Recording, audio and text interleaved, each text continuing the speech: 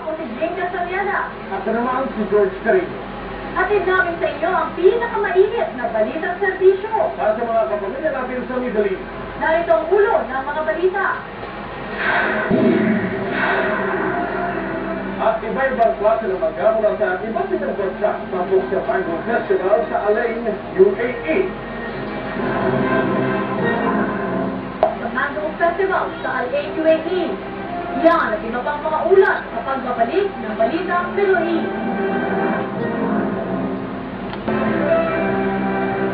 Ipinagdiwang sa isang supermarket sa Al-Ain, UAE ang Mango Festival o Mango Mania na pinangunahan ng mga Filipino staff kasama ng ibang lahi. Ipinakita doon ang iba't ibang klase ng mangga galing sa iba't ibang bansa. May balitang Middle East si Anthony Siglo.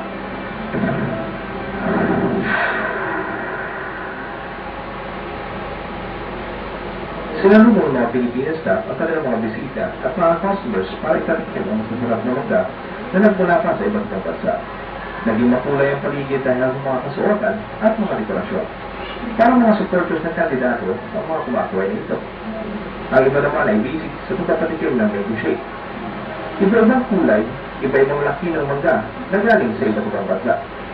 Tulad na lang ng mango bidani ng India, mango sidik ng Egypt, mango Betty Amba ng Sri Lanka, mango Bombay ng Yemen, mango ng UAE, mango long ng Kenya, at ang Carabao mango ng Pilipinas. Kaya naman pag yung mga agato ay hinap sa magpili kung anong mangga ang bibuo.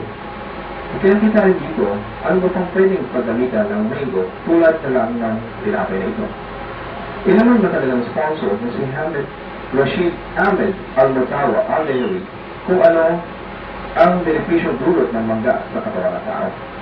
Ang mga benepisyong makukuha sa mangga nagtataglayan ng phenols, producing antioxidant, panlaban sa cancer, mataas na iron, mabuti sa mga buntis at may anemia, pag-isang panlaban sa acidity at poor digestion. May mataas na antioxidant at mababang carbohydrate. Isa sa pinagkukunan ng vitamin A, beta-carotene, vitamin E, at selenium na proteksyon sa sakit ng puso. Kaya kahit anong dami ng customers na nakapila sa harap nila, hindi pa rin ang sukli ng mga pinaing staff.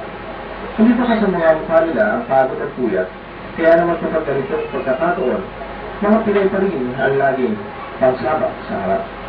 Kaya naman, gayon na lang ang pasasalamat ng kanilang general manager sa mga Pilipinas staff at ibang lahi na naging parte ng okasyon ito.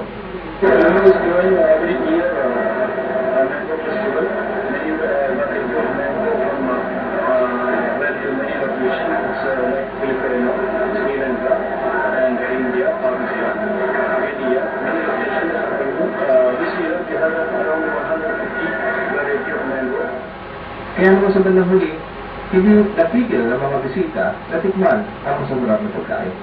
Nagbabalita sa Middle East, Anthony Siglo, Al-Ain, UAE. At dito po nagtatapos ang isa mo namang edisyon ng mga balitang serbisyo para sa mga pamamayan natin sa isang silangan. Para po sa inyo mga komento at mensahe, mag-email lang sa bsd@abs.cbn.com. Samahan niyo sa susunod na linggo dito sa inyong nagiging